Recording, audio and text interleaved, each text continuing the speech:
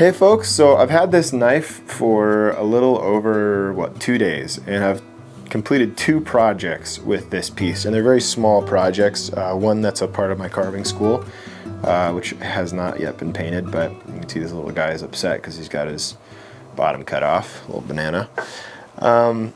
It's a fun project, but this is an issue. The carving knife has had some flaws. And I just wanted to be honest and transparent and show you them before you buy this knife expecting it to be perfect. Okay? Alright, so I wanted to say a couple of qualifiers first. I am pretty hard on my blades. I am not the nicest person to my tools. In other words, I make cuts that are pretty rough, like hard on the tools. Like for instance, when I carved this little banana dude, his mouth required some scoop cuts where I would go in with the tip and make some scoops and some cuts and create some knife chatter. But I was a little disappointed that I've had as many problems as I've had with just 2 projects. Now, typically I end up stropping midway into a project like this a little bit, but usually from the handmade knives that I've been using, I don't see as many problems as I have with this so far. Maybe they'll kind of iron themselves out, but here I am stropping. And I wanted to see if I can replicate what I was having issues with. So if I use the tip of the blade in the basswood, let's see, I was just noticing some little issues with the tip of the blade. I don't know if you can see that, but you see that kind of the little lines there from the tip of the blade. So I was able to fix the little bend in the blade, but I've noticed that the tip has gotten a pretty decent amount of damage. I don't know if you can see. Let me see if I can get it to reflect light. It's not super duper noticeable visibly, so it's probably not something outside the realm of just being able to strop out. But you can see I've took quite a few passes on the strop, and there's still kind of this issue with the tip. You see that, those little lines? That bothers me. So no shade on Flexcut. I think that they could be just maybe they over tempered it and it's brittle. At some point I thought that maybe I heard a little crack. I'm not really sure what it was exactly. I don't want to jump to conclusions, but I want to be honest and say that it's not a perfect knife. Now, I've enjoyed using it. I really like the pointy tip, the profile. It really has been nice for getting into these small corners and details. And otherwise, it's been a really decent knife for 2 projects. Right? It's a little early to say, and I do plan on doing a follow-up video in a few months from now after I've used it for a bit. I really want to put it through its paces before I draw any conclusions. But just some quick side notes. Just wanted this to be a quick addendum to my last video, since I have been playing with it a little bit more. This is where I'm at with it. This is what I've experienced in the last couple of days. Some lines, some chipping, and I wanted to just take a couple of minutes to see if I can strop this out with a hand strap, because most of you are using a hand strap. Some of you are using power strops, but a hand strap, frankly, is one of the best ways of sharpening a blade. In fact, I prefer to use my hand strap to other strops when it comes to knives, just because I find that I can get a really nice edge if I do so, whereas the power tools, it's kind of harder to control. So if I go over this tip, let's see how this bad boy strops. I've heard some people complain about the way these strop. Overwhelmingly a lot of positivity about this knife, and I can see why. It's a really well finished knife, a beautiful looking knife, and the handle's ergonomic. It's cherry wood. Don't mind these cuts. Figures I carve wood all day. I don't cut myself, but then I carry some stuff in my house when I'm moving, and then I end up scraping myself with a bunch of files that I'm moving around from the house to the shop. Anyway, let's see if that took care of the problem. Yeah, most of it, there's still, I don't know if you can see, there's still a really fine line there, secondary line in this. If I just, let me see if I can just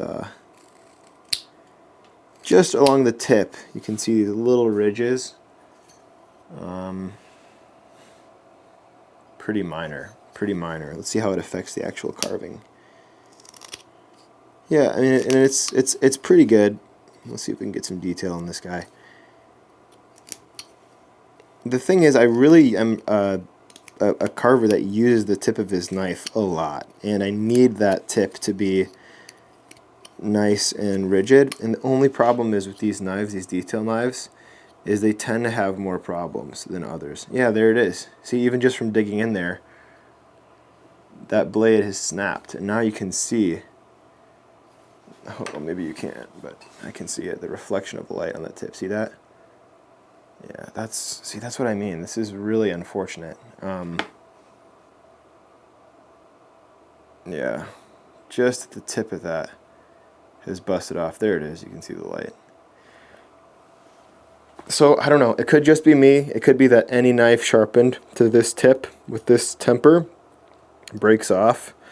It could be my use, but yeah, now it's completely broken. Just now you've seen that happen. You can see the profile of the blade is now chipped. So, something to keep in mind, the metal's a little bit brittle. If you're using the detail knife, use it for detail stuff.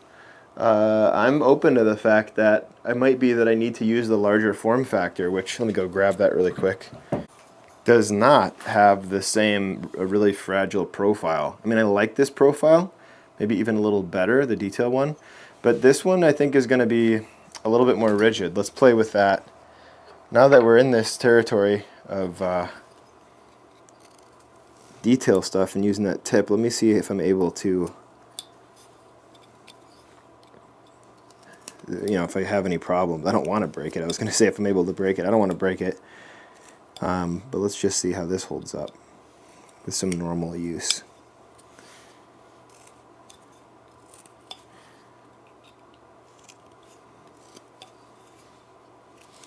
Maybe I'm teaching myself a lesson here that you shouldn't do bulk work with a detail knife that's shaped that way. You know, I'm fully open to the fact that you know, it could just be a mixture of things, myself and the quality of the blade being, you know, equal parts in this.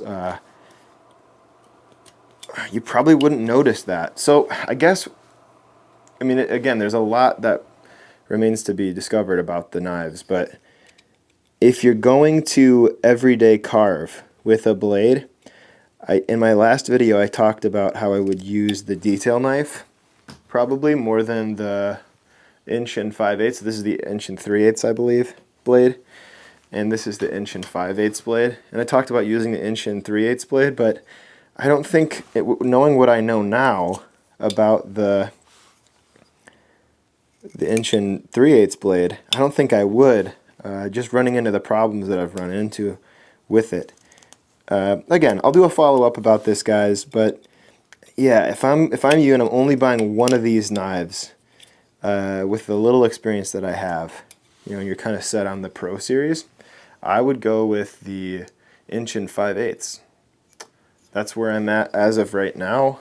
My opinions will potentially change, who knows, down the road as I continue to use them.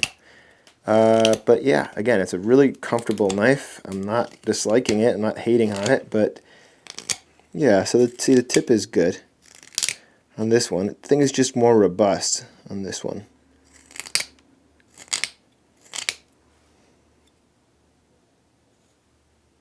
Looking good. Alright, that's it, guys. Just wanted to come back and give you a little update. PSA. Probably a bad idea to use the detail knife for everyday carving if you're kind of rough on your tools like I am. Alright, we'll see you in the next one. If you want to see more from the school, you can check out that in the description below. And of course, these knives are in the description. The Flexcut Skewed detail knife, which is one of my favorites, which I've never had problems with, believe it or not, as far as snapping, is also in the description below. All that stuff. And we'll talk to you guys. Take your vitamins. Bless you all. Bye-bye.